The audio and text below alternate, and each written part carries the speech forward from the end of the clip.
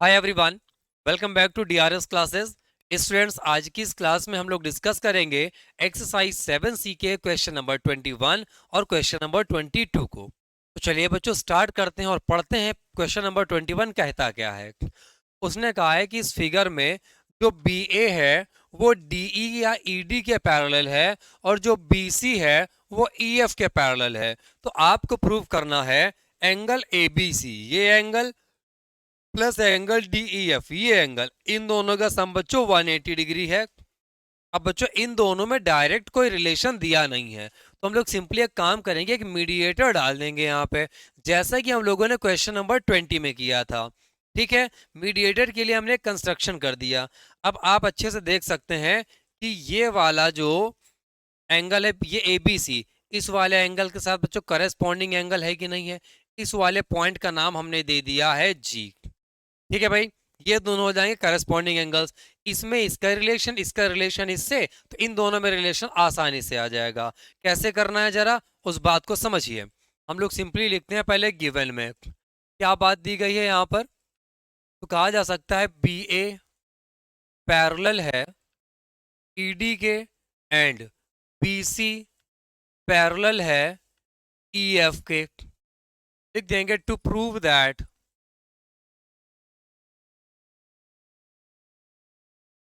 That, proof क्या करना है बच्चों, angle A B C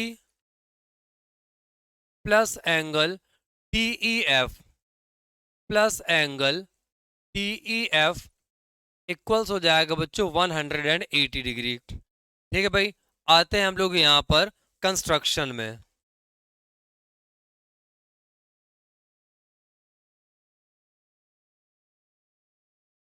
construction में बच्चों देखिए क्या कर देंगे, प्रोड्यूस किया है, बढ़ाया है हमने किसको, produce ED, ED to intersect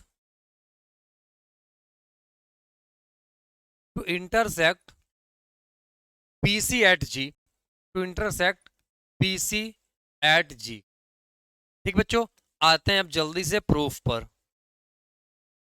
proof में बच्चों आप एक बात देखिए जरा, कह सकते हैं BAED के पैरेलल है, BA पैरेलल है ED की, बात गिवन है। इसका सीधा सा मतलब है अगर BAED के पैरेलल है और D को ही बढ़ा दिया गया है तो बच्चों लिख देंगे कि जो BA है वो EG के भी पैरेलल होगा। ठीक है, जो यहाँ पे BA है वो पैरेलल बच्चों EG के भी हो जाएगा। ठीक बच्चों, एक बात और समझिएगा, कंस्ट्रक्शन में अगर आपने प्रोड्यूस ईडी लिखा है तो जो लास्ट में आया है ना उसी तरह प्रोड्यूस किया जाएगा, बढ़ाया जाएगा। अगर आप ये कर दें कि आप डीई लिख दें तो फिर कंस्ट्रक्शन ऊपर की तरफ हो जाएगा, इसलिए ध्यान रखना जिधर प्रोड्यूस करना है उसको लास्ट में लिखना होता है, जैसे ईडी में आया है। एंड और बच्चों कह सकते हैं BC is a transversal, BC is a transversal, BC बच्चों ट्रांसवर्सल है, BA parallel EG, BA parallel EG and BC is a transversal. लिख देंगे so angle ABC, so angle ABC plus angle, इसका नाम EGC, angle E, sorry plus नहीं होगा, ये हो जाएंगे बच्चों दोनों के दोनों करेस्पॉन्डिंग एंगल है ना, इसीलिए इक्वल होगा। ABC इक्वल होगा EGC के, एंगल EGC। रीजन इसमें लिख देते हैं बच्चों क्या, करेस्पॉन्डिंग एंगल्स। ठीक है, अच्छा भाई, अब बच्चों देखिएगा इतनी कहानी आप लोग समझ गए। अब नेक्स्ट में आप देख सकते हैं EF जो है वो BC के पैरेलल है। ठीक है, इसमें लिखेंगे EF जो है BC के पैरेलल है, गिवन है EF पैरेलल है बच्चों BC के एंड EF पैरेलल BC के and EG is a transversal and EG is a transversal.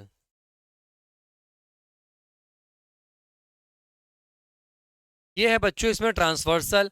अगर ये ट्रांसवर्सल है तो देखिए बच्चों ये इसके पैरेलल, ये ट्रांसवर्सल, तो अब आप समझिए ये दोनों कोई इंटीरियर एंगल्स हो गए ना, तो एंगल इसका नाम लिख देंगे हम DEF। आप डी से लिख दें चाहे जी से लिख दें, कोई दिक्कत, जी से लिख दो। अच्छा, GEF, angle GEF, angle E F plus इसका नाम ई जी सी प्लस एंगल ई जी सी इक्वल्स हो जाएगा 180 डिग्री।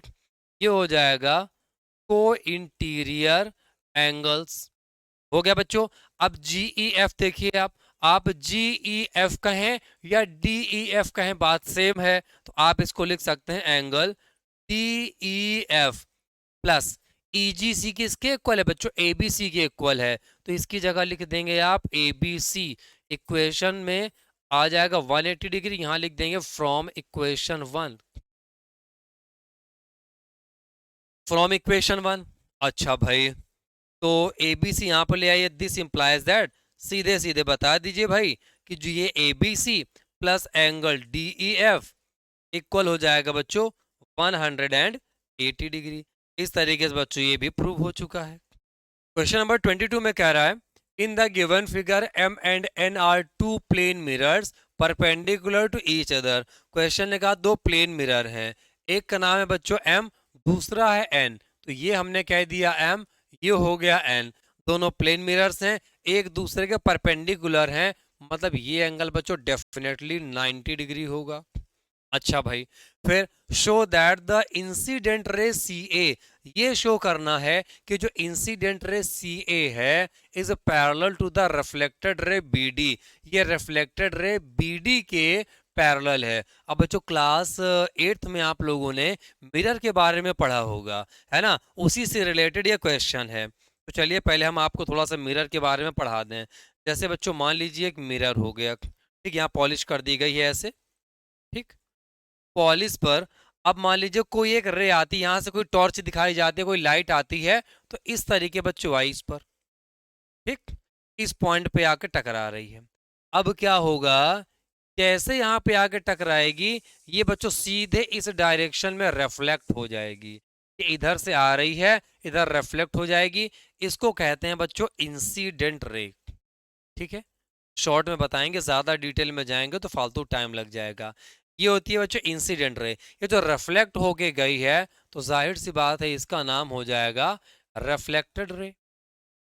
ठीक, जिस पॉइंट पर बच्चों ये टच करती है या इंटरसेक्ट करती है या जहां से रिफ्लेक्ट होती है वहां पर एक लाइन ड्रॉ कर देते हैं जिसको बोलते हैं नॉर्मल।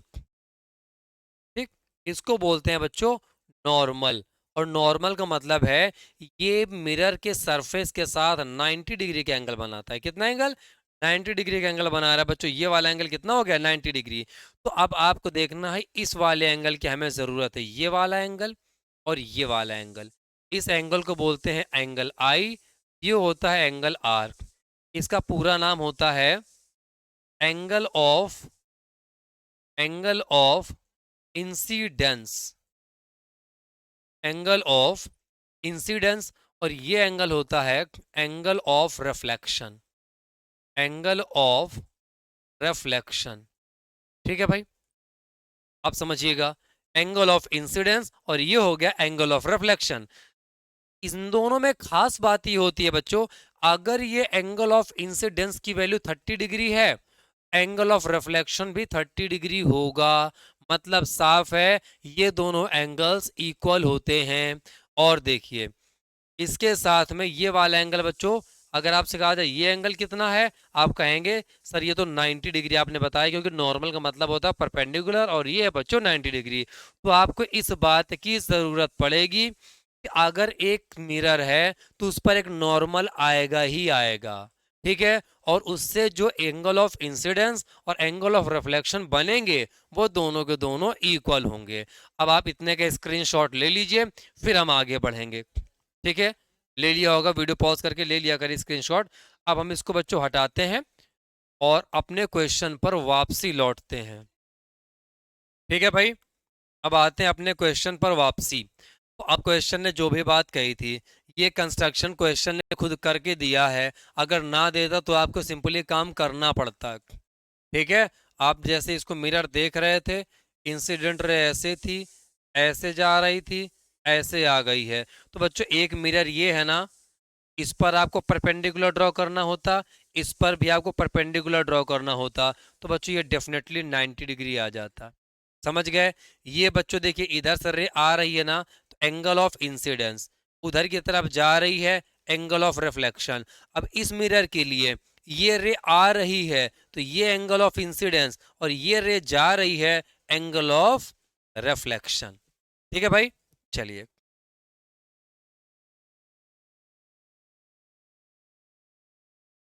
अब देखते हैं बच्चों इसकी कहानी। यहां तक क्लियर हुआ कि नहीं क्लियर हुआ?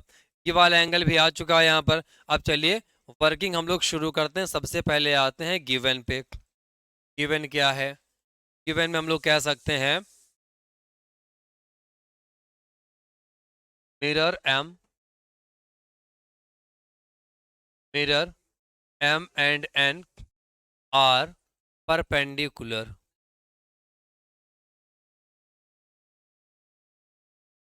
ठीक है बच्चों, ये मिरर कैसे हैं? तो ये मिरर बच्चों परपेंडिकुलर हैं। कौन कौन से? मिरर एम और मिरर एन, दोनों के दोनों बच्चों परपेंडिकुलर हैं। और क्या दिया हुआ है? और तो कुछ खास चीज है नहीं, बाकी शो दैट है। ठीक है, लिख देते हैं शो दैट। शो दैट क्या शो करना है भाई? C A parallel to B D, C A parallel to B D. और बच्चों C A parallel to B D मैंने आपको सिखाया था, अगर दो पैरेलल लाइंस को एक ट्रांसवर्सल इंटरसेक्ट करती है तो अल्टरनेट इंटीरियर एंगल्स इक्वल होते हैं। और अगर उसका उल्टा सोचिए, अगर अल्टरनेट इंटीरियर एंगल्स इक्वल हैं तो लाइंस पैरेलल होंगी। आपको लाइंस को पैरेलल प्रूफ करना है ना, तो अल्टरनेट इंटीरियर एंगल्स को इक्वल दिखाना पड़ेगा। अब जरा देखिए सी ए और बी डी से बनने वाले अल्टरनेट इंटीरियर एंगल्स क्या हैं?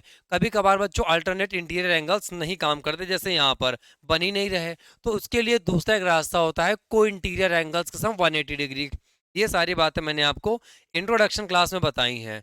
क्या क्या बताया था कि अगर दो लाइंस पैरेलल हैं उनको ट्रांसवर्सल कट करेगी तो अल्टरनेट इंटीरियर एंगल्स इक्वल होंगे, करस्पॉन्डिंग एंगल्स इक्वल होंगे, और को इंटीरियर एंगल्स का सम 180 डिग्री होगा। अब उल्टा सोचिए, अगर अल्टरनेट इंटीरियर एंगल्स इक्वल हैं या करस्पॉन्डिंग एंगल्स इक्वल हैं या को इंटीरियर एंगल्स का जो सम है वो 180 डिग्री दिया हुआ है, तो आप कह सकते हैं दोनों लाइंस पैरेलल हैं। तो यहाँ बच्चों सी ए और बी डी दिया है, तो ये दोनों जो बन रहे हैं ये हैं बच्चों को इंटीरियर एंगल्स। अगर आप इस पूरे का सम 180 डिग्री दिखा दें तो ये दोनों लाइंस पैरेलल हो जाएंगी। ओके बच्चों, लिए स्टार्ट करते हैं फिर इसकी वर्किंग को। यहाँ पे देखिए आते हैं हम लोग प्रूफ में।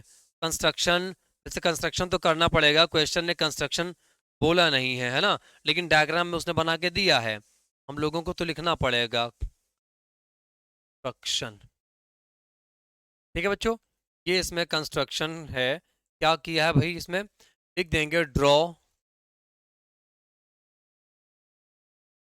देंगे यहाँ पर draw P B perpendicular M and P A perpendicular N. P A perpendicular है बच्चों एन के। ठीक है भाई, अच्छा अब आते हैं प्रूफ में। और कुछ किया कंस्ट्रक्शन? और कुछ नहीं किया। आते हैं बच्चों सीधे सीधे प्रूफ में। प्रूफ की बात समझिए जरा। हम लोग बच्चे काम कर सकते हैं यहाँ पर, या काम क्या कर सकते हैं, क्लियरली देख सकते हैं कि एम परपेंडिकुलर एन के है। इससे क्या मतलब बच्चों, अगर एम परपेंडिकुलर एन के है मतलब एंगल ये वाला बी ओ ए, एंगल बी ओ ए इक्वल्स 90 डिग्री हो जाएगा। ठीक है, ये एंगल 90 डिग्री हो जाएगा। फिर समझिएगा पी बी परपेंडिकुलर है एम पर। फिर क्या है? पी बी परपेंडिकुलर है एम पर। इससे क्या मतलब पता चलेगा, अगर पी बी एम पे परपेंडिकुलर है तो ये वाला एंगल बच्चों 90 डिग्री होगा, O B P 90 degree, angle O P P ये हो गया बच्चों 90 डिग्री। अच्छा, फिर ये जो है पी ए एन पे परपेंडिकुलर है, लिख सकते हैं पी ए परपेंडिकुलर है एन पर। अगर बच्चों पी ए एन पे परपेंडिकुलर है तो कह सकते हैं angle O A P, angle O A P ये भी बच्चों हो जाएगा 90 डिग्री। ठीक, लिख सकते हैं so in quadrilateral, so in quadrilateral OAPB, OAPB, quadrilateral OAPB में क्या हो जाएगा? इन सारे एंगल्स का सम बताइए बच्चों। ये कौन कौन से सारे एंगल्स? एक ये वाला एंगल, ये एंगल, ये वाला एंगल और ये एंगल, इन सब का सम बताइए बच्चों। 360 होगा कि नहीं होगा? सीधा सीधा लिखेंगे। एंगल कौन कौन से? एक का नाम है BOA, angle BOA plus angle OBP plus angle OAP plus angle APB।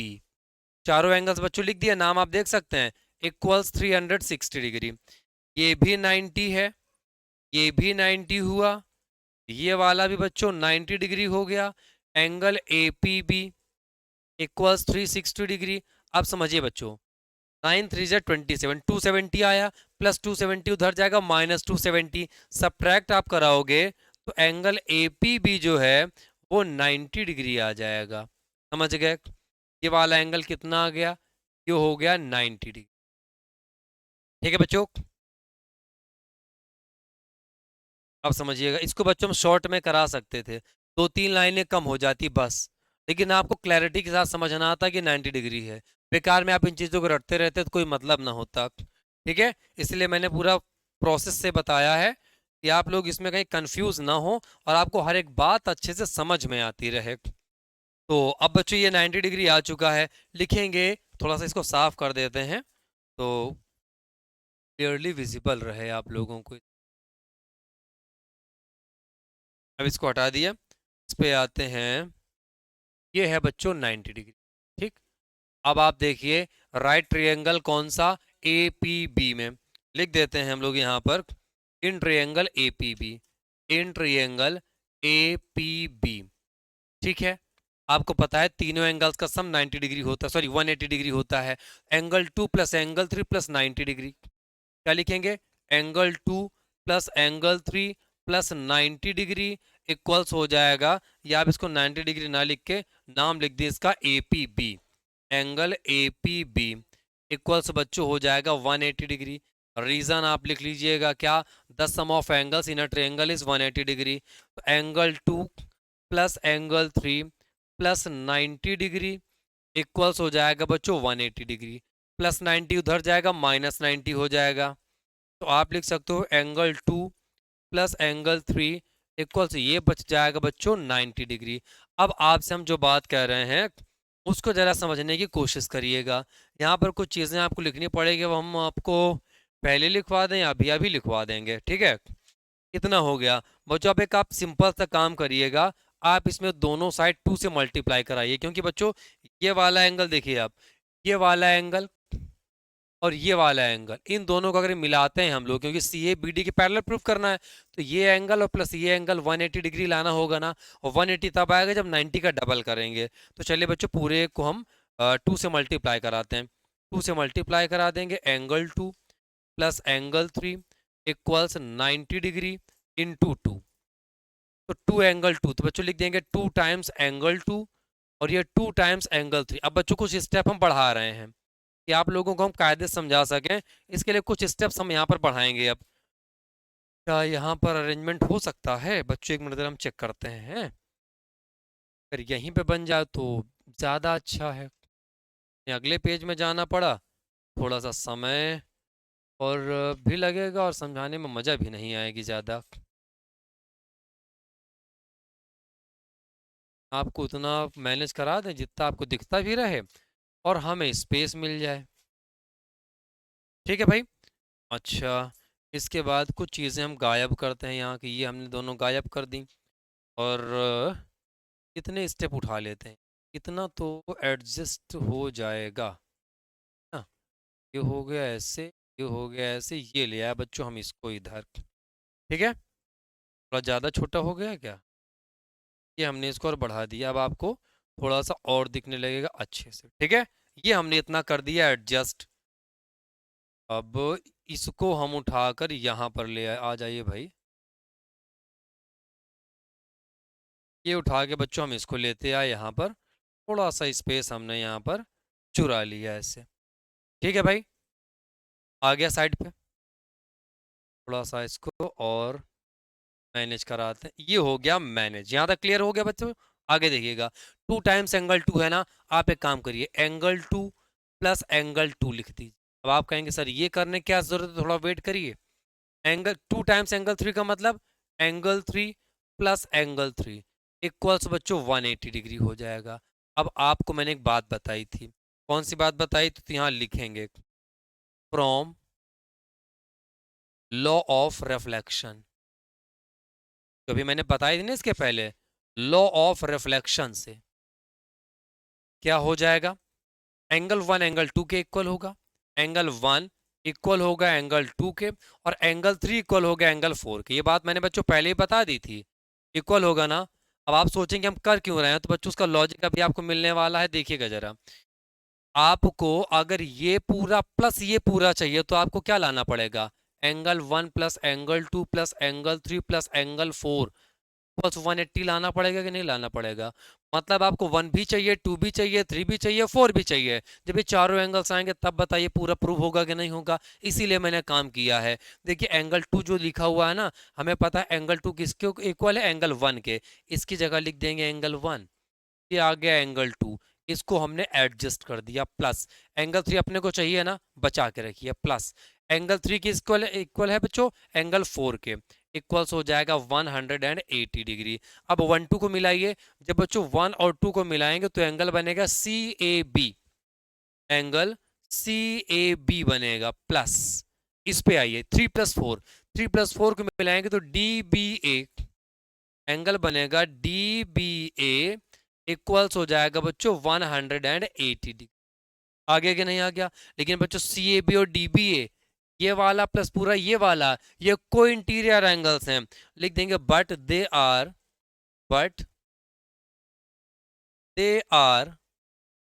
को इंटीरियर एंगल्स, को इंटीरियर एंगल्स। अगर ये बच्चों को इंटीरियर एंगल्स हैं, दिस इंप्लाइज दैट, तो इसका मतलब हो गया कि सी ए पैरेलल बी डी के है, जो प्रूव करना था। कहाँ गया, सी ए पैरेलल बी डी के है, सी ए पैरेलल बी डी के है।